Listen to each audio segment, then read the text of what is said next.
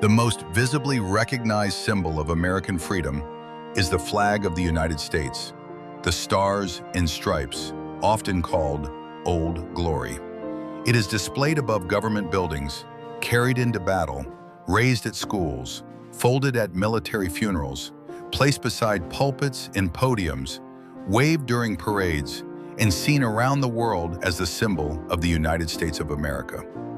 But before we look at the American flag specifically, it is worth asking a broader question. Why have people used flags, banners, and standards throughout history? A flag is more than fabric. It is a visible declaration of identity. It tells people who you are, where you belong, what authority you recognize, and what cause you are willing to stand behind. Long before modern nations had official flags, armies, tribes, kingdoms, and families used banners and standards to identify themselves. Even in the Old Testament, banners and ensigns carried meaning. In Numbers 2, the tribes of Israel were arranged around the tabernacle, every man by his own standard, with the ensign of their father's house.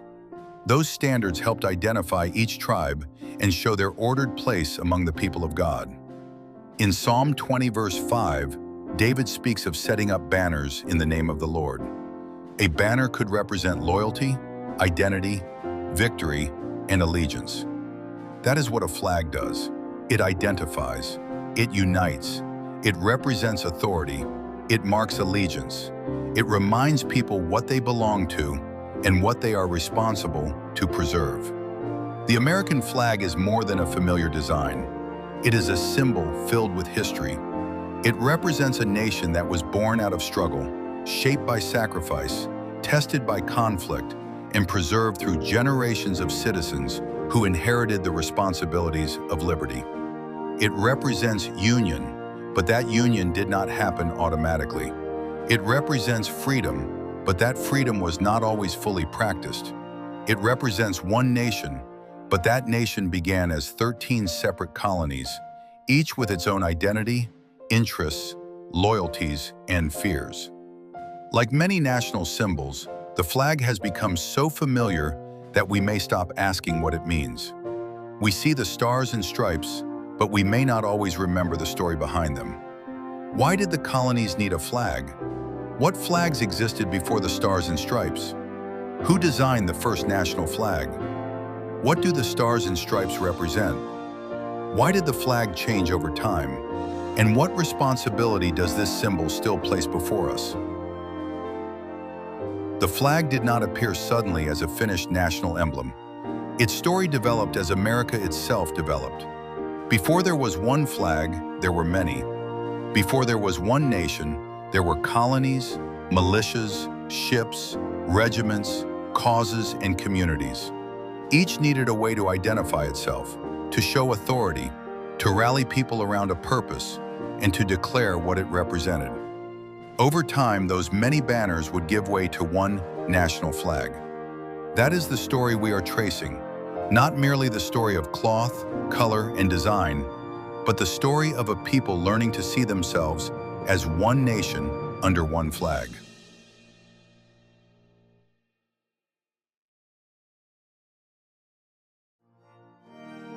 Before the United States had a national flag, the American colonies already lived in a world filled with flags. Flags were practical. They identified ships at sea. They marked territory. They showed military allegiance. They indicated authority. They told people who had jurisdiction, who claimed command, and what cause a group represented. In colonial America, many flags reflected the colony's relationship to Great Britain. British ensigns and royal symbols reminded the people that these colonies were part of the British Empire. Ships flew flags connected to trade and maritime authority. Military units carried colors that identified their regiment and colony. Towns, militias, and causes had their own symbols. One example was the New England pine tree flag. Various versions appeared in colonial New England, often combining familiar British flag elements with a pine tree, a symbol closely associated with the region. The pine tree pointed to New England's forests, trade, shipbuilding, and regional identity. It was not yet a flag for a separate American nation, but it showed how colonists were beginning to mark out a distinct identity within the British world. Another important revolutionary symbol was the rattlesnake. Benjamin Franklin had used a divided snake in his famous "Join or Die" cartoon in 1754, urging colonial unity. Later, the rattlesnake appeared in revolutionary military and naval imagery. The best-known example is the Gadsden flag, a yellow banner with a coiled rattlesnake in the words, "Don't tread on me." It was associated especially with the early Continental Navy and Marines, communicating vigilance, warning, and resistance. These early banners may not have represented an independent nation, but they reveal something important. People have always used flags to say who they are, what they defend, and what authority they recognize. As tensions with Great Britain increased, flags became even more meaningful. The colonies were not yet unified as one independent country. A man in Massachusetts might think first of Massachusetts. A man in Virginia might think first of Virginia. A Pennsylvanian might think first of Pennsylvania. Each colony had its own government, history, religion, economy, and local loyalties. That made unity difficult. When the colonies began resisting British policies, they had to learn to think beyond their separate identities. They had to ask whether they were merely 13 colonies with 13 complaints, or whether they were becoming one people with one cause. This is where flags became important. A flag can gather scattered people around a shared identity. It can say, "We belong together." It can say, "We are not just individuals. We are part of something larger." Before the Stars and Stripes, America's early flags showed that the colonies were moving toward union, but not all at once. The symbols were varied because the people were varied. Some flags still showed loyalty to Britain, while also expressing colonial identity. Others reflected growing resistance. Others belonged to local regiments, ships, or causes. The flag story begins there, not with one settled national design, but with a collection of symbols from a people still becoming a nation.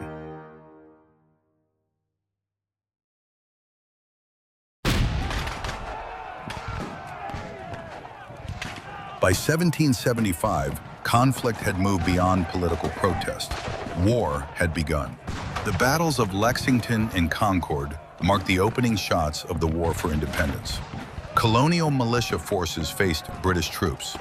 The conflict that many had feared was now underway.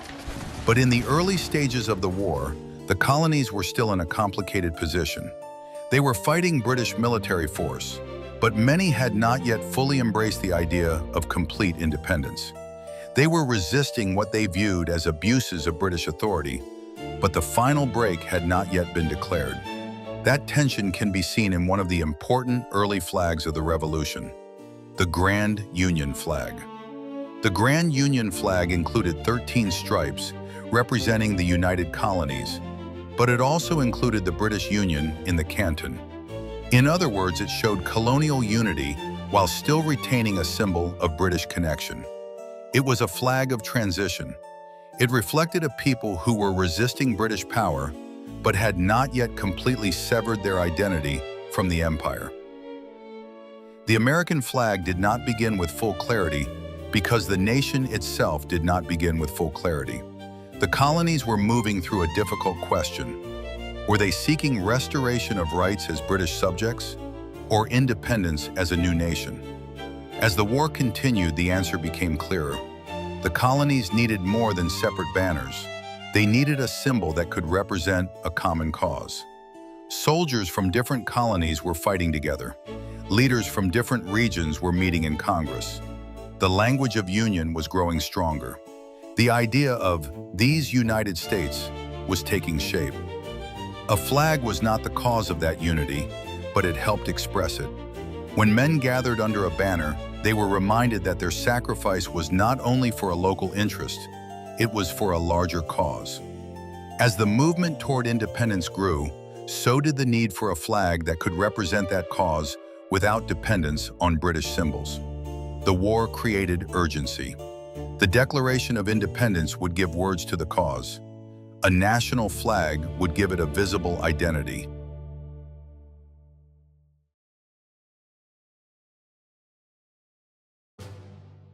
On June 14, 1777, the Continental Congress adopted what we now know as the Flag Resolution. The resolution stated, "Resolved that the flag of the 13 United States be 13 stripes, alternate red and white, that the Union be 13 stars, white in a blue field, representing a new constellation." That was a brief statement. It did not describe every detail of the arrangement. It did not specify exactly how the stars should be placed. It did not define the precise shade of red or blue. It did not give a detailed explanation of the colors. But it did establish the essential design: 13 stripes and 13 stars. The stripes represented the 13 states that had emerged from the original colonies, while the stars represented a new constellation, a new nation taking its place among the nations of the world. That image fit the American experiment. The United States was not built by erasing the states. It was built by uniting them. Each state retained its identity, but together they formed something larger. The design was simple, but powerful. Stripes gave the flag motion and strength. Stars gave it direction and symbolism. The blue field created a union. The repeated pattern reminded the viewer that the nation was formed from multiple parts bound together. From this point forward, the United States had an authorized national flag. But the early history of that flag still has questions and traditions around it. Many versions existed. Star arrangements varied. Some flags had stars in rows. Some used circles. Some used other patterns. In the early years, there was less uniformity than we might assume when we look back from the present day. Still, the essential idea had been established. The American flag would be a flag of stars and stripes. It would represent a union of states. It would represent independence from Britain. It would represent a new nation taking its place among the nations of the world. The colonies had fought under many banners. Now they had one national emblem.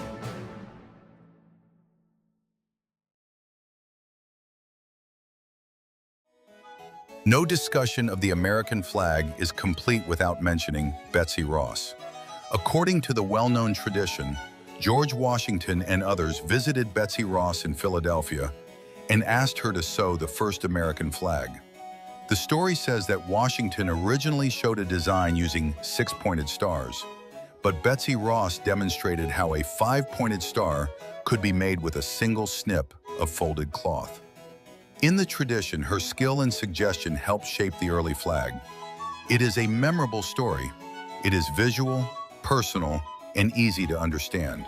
It connects the national symbol to a real woman, a real home, and a moment of practical craftsmanship. The Betsy Ross story is part of American tradition, but historians have debated how much can be documented with certainty. The story became widely known later, largely through family accounts. Even so, the tradition remains important because it shows how Americans have wanted to remember the flag. They did not only want the flag to be an act of Congress, they wanted it to be connected to ordinary skill, domestic labor, personal sacrifice, in the hands of citizens. The story places the making of the flag not only in a government chamber, but in a home and workshop. There is also another name that deserves attention: Francis Hopkinson. Hopkinson was a signer of the Declaration of Independence, a member of the Continental Congress, and a designer connected to early American symbols. He has often been credited as a strong candidate for designing an early version of the Stars and Stripes. He even sought payment for design work connected to national symbols, including the flag. As with many early flag questions, the history is not as clean as a simple classroom sentence might suggest. But Hopkinson's role reminds us that the flag was not only stitched, it was designed. It was not only practical, it was symbolic. The nation needed an emblem that could communicate union, independence, and identity. The Betsy Ross tradition and the Francis Hopkinson connection give us two sides of the flag's early memory. One emphasizes the hands that made the flag. The other emphasizes the mind that shaped the design. Together, they remind us that symbols are both crafted and interpreted. They are made from material, but they carry meaning far beyond the material itself.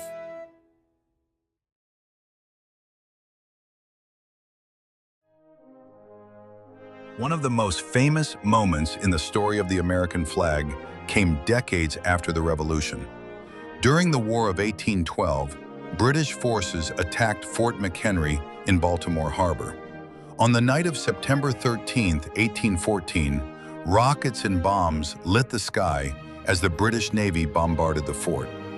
Francis Scott Key, an American lawyer, watched the attack from a British ship where he had gone to negotiate the release of a prisoner.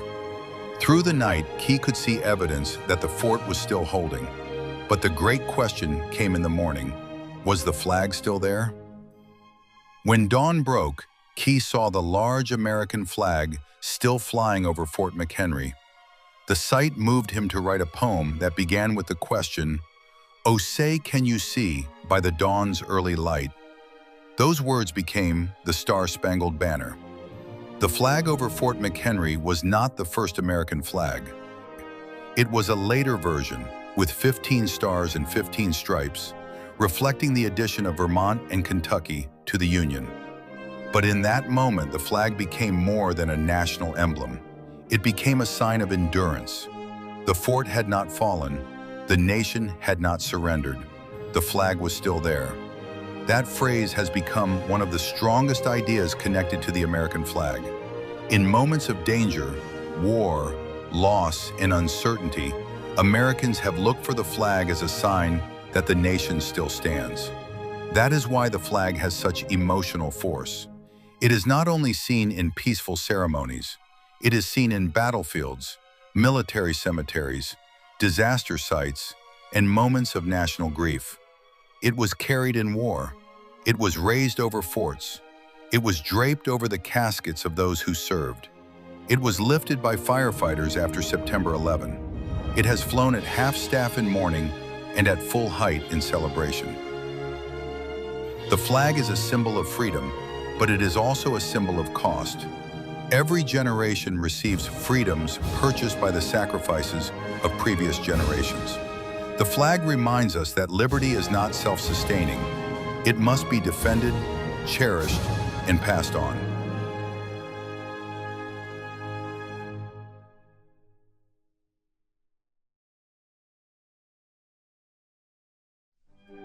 The American flag changed as the nation changed. The first official flag represented 13 states, but the United States did not remain 13 states. As new states joined the Union, the flag had to answer a practical question. How should the nation's growth be represented? At first, both stars and stripes were added. After Vermont and Kentucky joined the Union, the flag was changed to 15 stars and 15 stripes. That was the flag flying over Fort McHenry when Francis Scott Key wrote the words that became the national anthem. But as the nation continued to grow, adding a stripe for every new state became impractical.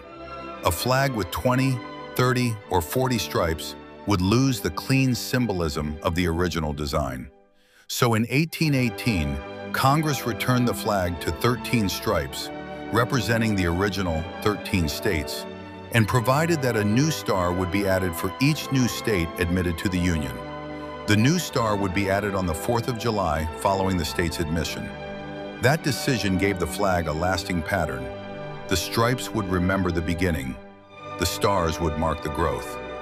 This is one of the most meaningful features of the American flag. It carries both memory and expansion.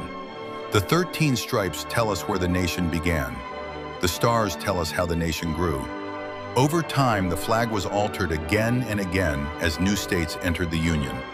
More than 24 design changes eventually brought the flag to its present form. The 48-star flag flew through much of the early 20th century and through World War II. The 49-star flag came after Alaska became a state. The 50-star flag followed Hawaii's admission and became official in 1960. That means the flag we know today is not the same design that flew in 1777. It is the same symbol, but not the same arrangement. The American flag is not frozen in the 18th century. It remembers the founding, but it also records the nation's growth. It is historical and living at the same time. Each added star represented more than geography. It represented people brought into the Union, communities added to the national story, and responsibilities extended across a larger land. The flag changed because the nation changed, but the central idea remained: many states, one union.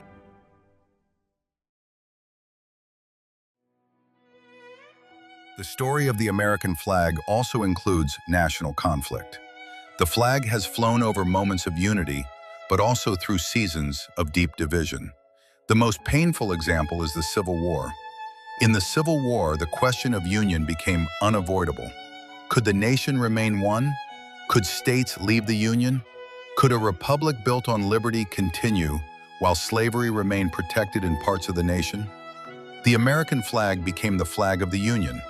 It represented the nation's continued existence.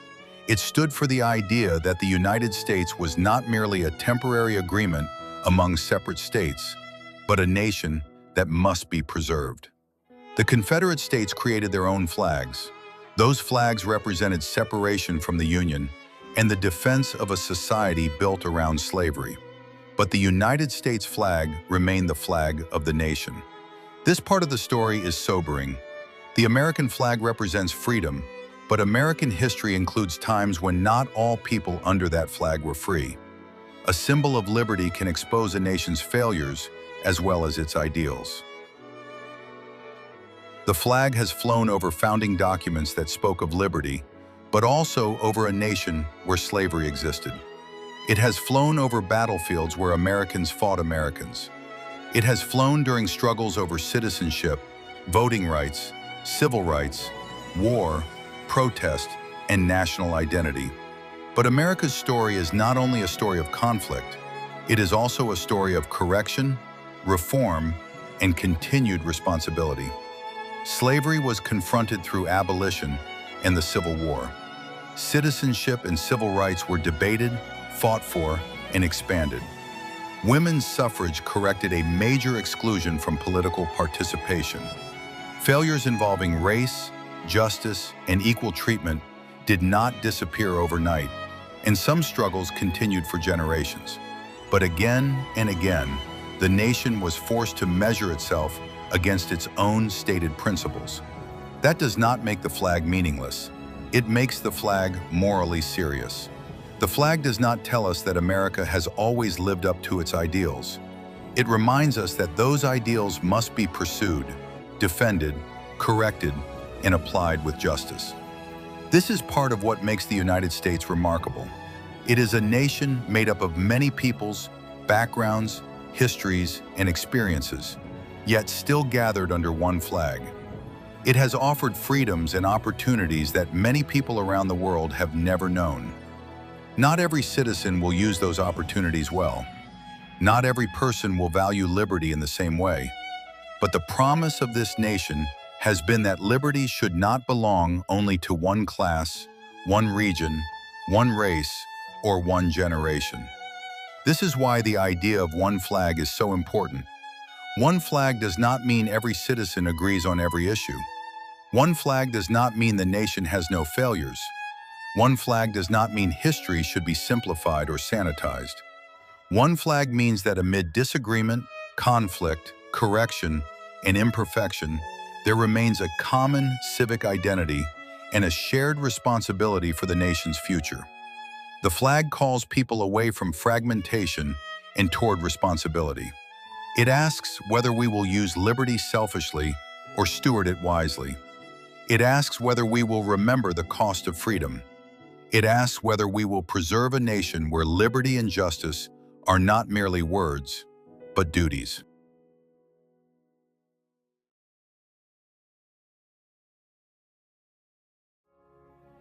Because the flag carries such meaning, Americans have developed customs for honoring it. The flag is raised with care. It is lowered with respect. It is folded in a particular way. It is displayed at half-staff in mourning. It is presented to families at military funerals.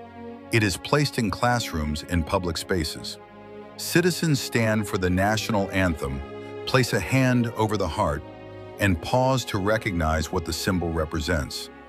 America even sets aside a day each year to remember the flag itself. Flag Day is observed on June 14th, marking the anniversary of the 1777 Flag Resolution, when the Continental Congress adopted the Stars and Stripes as the flag of the United States. It is not as widely celebrated as Independence Day, but it serves an important purpose. It reminds us that the flag is not merely seasonal decoration or patriotic background. It is a symbol with a history, a meaning, and a responsibility attached to it. These customs are not worship. Christians should never confuse national symbols with ultimate allegiance. Our highest loyalty belongs to God. Our truest freedom is found in Jesus Christ. As John 8:36 says, "If the Son therefore shall make you free, ye shall be free indeed." That liberty is greater than civil liberty. It is spiritual, eternal, and rooted in the saving work of Christ. But recognizing that higher loyalty does not require us to despise earthly blessings. The ability to worship freely, preach the gospel openly, assemble peacefully, raise families, vote, speak, serve, build, and labor under the protections of law is no small gift. The American flag does not represent perfection. No nation is perfect because every nation is made of sinners. But the flag does represent ordered liberty, national union, and the sacrifices of those who came before us. To honor the flag rightly is not to pretend that America has no faults. It is to recognize that liberty must be stewarded by people of character. A flag can be displayed by citizens who forget its meaning. A flag can be waved by people who do not practice gratitude. A flag can be claimed by those who want liberty for themselves, but not for others. A flag can become empty if the people beneath it abandon virtue, truth, justice, and responsibility. That is why the flag asks something of us. It asks whether we will be grateful. It asks whether we will be honest. It asks whether we will preserve liberty for the next generation. It asks whether we will pursue unity without ignoring truth. It asks whether we will remember the sacrifices behind the freedoms we enjoy. The flag is not merely something to look at, it is something to live under responsibly.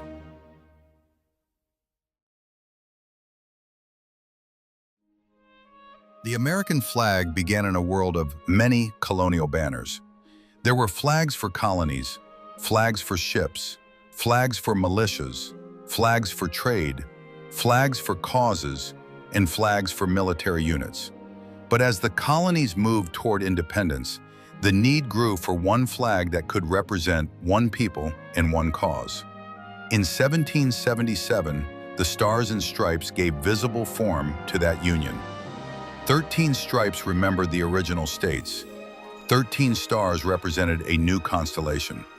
As the nation grew, new stars were added. As the nation struggled, the flag endured. As soldiers fought, the flag went with them. As citizens mourned, the flag was lowered. As generations celebrated freedom, the flag was raised again. It has flown over moments of triumph and moments of tragedy. It has stood through revolution, war, expansion, division, reunion, civil struggle, global conflict, national mourning, and public thanksgiving. Its story is not simple because the nation's story is not simple. The flag represents freedom, but it also reminds us that freedom must be defended. It represents unity, but it also reminds us that unity must be cultivated. It represents sacrifice, but it also reminds us that sacrifice must be remembered. It represents ideals, but it also reminds us that ideals must be lived. For Christians, the flag is not our highest symbol. The cross stands above every earthly banner. Our citizenship in heaven is greater than our citizenship on earth. But while God has placed us here, We should not be careless with the blessings we have received. We should be thankful for religious liberty. We should be responsible citizens. We should pray for those in authority. We should seek peace, practice justice, love our neighbor, and use our freedom in ways that honor God. The Stars and Stripes still stand as America's most visible symbol of liberty, but the symbol is not enough by itself. A flag cannot make a people virtuous. A flag cannot preserve freedom without citizens who value it. A flag cannot heal division without people willing to pursue truth, humility, and responsibility. The flag can remind us, it can call us, it can gather us, it can point us back to what has been entrusted to us. And when we see it, we should remember that freedom is not only something to inherit, it is something to steward. One nation, many people, one flag, the symbol still stands.